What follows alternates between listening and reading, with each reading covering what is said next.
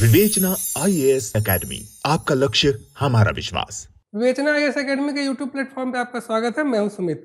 आज हम एक बहुत बड़े इशू लेकर आए हैं। इंटरनेशनल इशू है। बांग्लादेश में फिर से हिंसा भड़क गई है। क्यों भड़की है हिंसा, आज के टॉपिक में यही सब जानेंगे। देखिए, न्यूज ये थी, बांग्लादेश में फिर से वायलेंस आ गया है और इंडियन हाई कमिश्नर जो है उसके वहाँ पे भी घर पे अटैक किया गया है। वहाँ पे विद्रोह भी चल रहे हैं और वहाँ पे विद्रोह प्रदर्शन भी किया जा रहा है।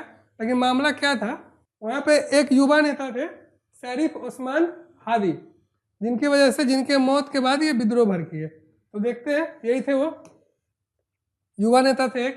देखिए तो क्या क्या टॉपिक है आज, हम लोग क्या क्या चीज़ देखेंगे इसमें, वो देख लेते हैं। पहले तो ये कि मामला क्या है, क्यों न्यूज में रहा ये टॉपिक, क्या है मामला, न्यूज में क्यों रहा। दूसरा देखेंगे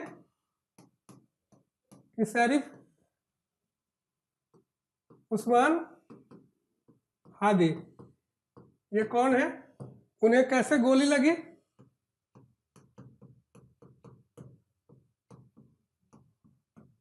कैसे लगी, और तीसरा 2024 के विद्रोह में उनकी क्या भूमिका थी,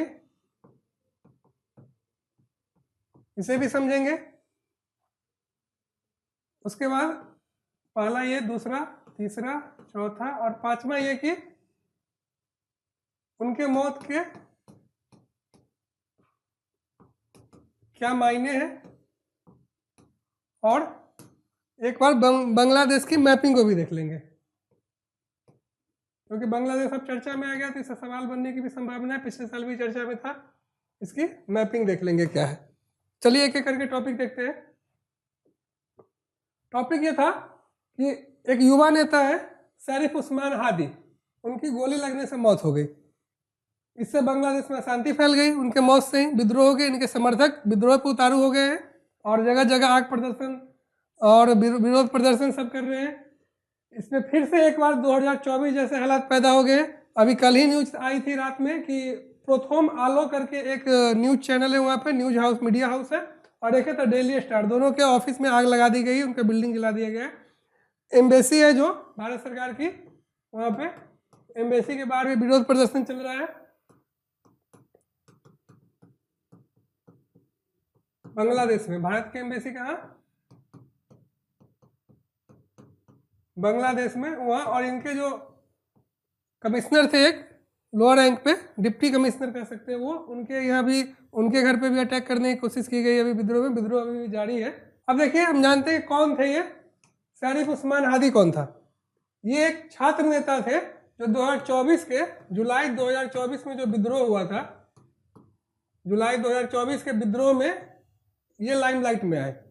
और इसी विद्रोह के बाद इन्होंने इनकलाब मंच नाम के एक संस्था की इस दौरान उसमें स्थापना किया, गठन किया उनका, और उसके ये प्रवक्ता थे, इनकलाब मंच के प्रवक्ता थे। और ये छात्र समूह, इनको माना जाता था, उस विद्रोह में इनकी बहुत बड़ी भूमिका थी, बड़े चेहरे थे जिसमें ये लाइमलाइट में आए। और इनके बीच में माना जा रहा था अभी कि छात्र समूह के बीच और राजनीतिक समूह के बीच में एक तरह से कड़ी के रूप में काम कर रहे थे अभी वहाँ पे। अब ये माना जा रहा था कि फरवरी 2025 में यहाँ पे चुनाव होने वाले हैं।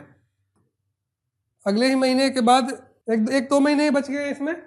तो इसमें माना जा रहा था कि औपचारिक राजनीति में यहाँ आने की तैयारी शुरू कर दी इन्होंने। तो ये अभी राजनीति में उतरने भी वाले थे, क्योंकि लंबे अरसे के बाद जुलाई 2024 में जो विद्रोह शुरू हुआ था, तो अब तक चुनाव नहीं हुआ वहाँ पे।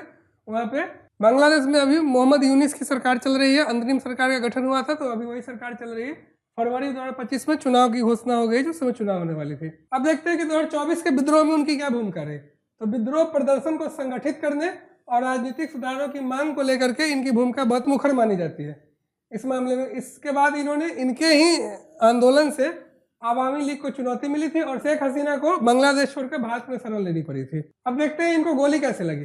दरअसल में 12 दिसंबर को ढाका में वो चुनाव प्रचार कर रहे थे। 12 दिसंबर को वो ढाका में चुनाव प्रचार कर रहे थे। चुनाव प्रचार के दौरान ही उन्हें गोली मार दी गई। वो बैटरी वाला जो ई रिक्शा है, ई रिक्शा पे चुनाव प्रचार कर रहे थे। इसी दौरान बाइक सवार 2 लोग आए और उन्हें गोली मार के निकल गए। उनकी गोली उनके सर में लगी। गोली लगने के बाद उन्हें ढाका मेडिकल अस्पताल में, ढाका मेडिकल कॉलेज में उनको एडमिट कराया गया। लेकिन मामला ज़्यादा गंभीर होने की वजह से फिर उन्हें एक ever care hospital private hospital में शिफ्ट किया गया, लेकिन मामला वहाँ भी नहीं संभला। फिर 15 दिसंबर को उन्हें सिंगापुर भेजा गया। सिंगापुर में जाने के बाद वहाँ 18 दिसंबर को वेंटिलेटर पर रहने के बाद 18 दिसंबर को उनकी मौत हो गई और एक दिन का इनके लिए शोक भी बनाया गया, रखा गया था। तो इस तरह इनकी हत्या के मामले सामने आए, लेकिन जो विरोध प्रदर्शन करने वाले लोग हैं उन्होंने मांग की है कि इनकी तुरंत जांच हो और तुरंत गुनहगारों को पकड़े जाए और सजा दी जाए। इसी क्रम में विद्रोह प्रदर्शन हो रहा है। अब आगे देखते हैं क्या मामला कि इनकी मृत्यु के क्या मायने हैं।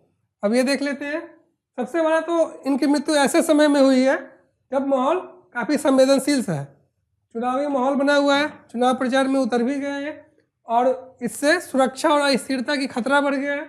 इसकी चिंताएं बढ़ने लगी है कि सुरक्षा और अस्थिरता का माहौल फिर से न तनाव हो जाए, जो फरवरी में चुनाव होने वाले हैं।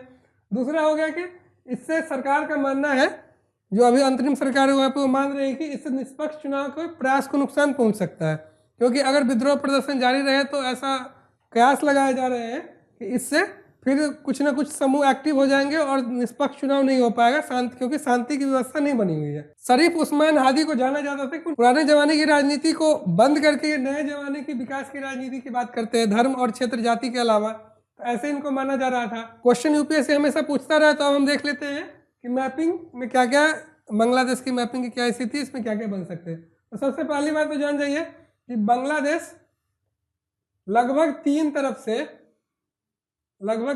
से ये घिरा हुआ है भारत से, यहाँ तक है ये भारत से घिरा हुआ, और बस ये थोड़े से हिस्से में बस ये म्यांमार से जुड़ता है। बस ये हिस्सा है जहाँ ये म्यांमार से सीमा साझा करता है। तो लगभग इसकी 4096 किलोमीटर, इंडिया के साथ ये लगभग 4096 किलोमीटर की सबसे लंबी सीमा साझा करता है भारत के साथ ये, और भारत की भी सबसे लंबी सीमा बांग्लादेश के साथ ही साझा है। और दूसरे नंबर पे यहाँ में इसके पास म्यांमार की सीमा है। अब भारत के लगभग 5 स्टेट है वो इसके साथ सीमा साझा करता है। तो देखिए कौन कौन से स्टेट है। यहाँ देखिए, यहाँ से लेकर के यहाँ से ये है पश्चिम बंगाल, यहाँ तक पश्चिम बंगाल की सीमा यहाँ पे, वेस्ट बंगाल। और ये यहाँ पे थोड़ा सा है असम, ये असम, ये है मेघालय, इसके बाद यहाँ से है ये मेघालय, फिर यहाँ पे है असम, यहाँ पे थोड़े दूर है असम। असम 2 बार अपनी सीमा साझा करता है। ये हो गया त्रिपुरा, और ये हो गया यहाँ पे मिजोरम। तो ये टोटल 5 राज्य से सीमा साझा करता है भारत में। कौन कौन है? वेस्ट बंगाल, असम,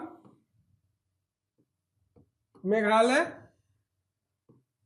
त्रिपुरा और मिजोरम। ये 5 राज्यों से सीमा साझा करता है। तो ये हो सकता है क्वेश्चन कभी पूछ ले एग्जाम में, तो ये ध्यान रखिएगा। उसके बाद इसकी अगर लैंड फॉर्म, भूगोल, इतिहास, कल्चर, इसकी बात करें जाए तो लगभग भारत से ये मिलता जुलता है, सिमिलर है। बांग्लादेश के लैंड का जो स्केप है वो लगभग प्लेन है, बस एक यहाँ पे हिल्स है, चटगांव हिल्स, जो मेजर हिल्स है उसमें एक यहाँ पे चटगांव हिल्स है, जो मिजोरम और म्यांमार की सीमा से मिजोरम और म्यांमार की सीमा पे स्थित है। अब नदियों को देख लेते हैं, यहाँ से कौन कौन सी नदियाँ गुजरती है। सबसे पहले तो गंगा नदी आती है, यहाँ पे प्रवेश करती है, और इधर से ब्रह्मपुत्र नदी आती है। ब्रह्मपुत्र नदी यहाँ के जमुना हो जाती है, और जमुना, ये जमुना, ब्रह्मपुत्र नदी, और जमुना जब गंगा से मिलती है तो ये आती है पद्मा। पद्मा में आके मिलती है इधर से मेघना, जो ऋषिकुल्या नदी की आगे की शाखा है, ऋषिकुल्या नदी आगे इसमें मिल जाती है, तो ये बन जाती है पद्मा, और मेघना मिलकर फिर यहाँ मेघना बन के बे ऑफ बंगाल में गिर जाती है। और यहाँ पे ये डेल्टा बनाती है जिसको बोलते हैं सुंदरबन डेल्टा। ये भारत और बांग्लादेश दोनों में फैला हुआ और विश्व की सबसे बड़ी डेल्टा है। ये रहा इसका बेसिक भूगोल। तो आज के टॉपिक में बस इतना ही। उम्मीद करता हूँ कि आपको समझ में आया होगा टॉपिक कैसा है। आपका कोई सुझाव और सलाह हो तो हमें कमेंट करके जरूर बताइएगा, और आपको ये वीडियो कैसा लगा ये भी हमें कमेंट करके बताइएगा। तो धन्यवाद। विवेचना IAS एकेडमी, आपका लक्ष्य हमारा विश्वास।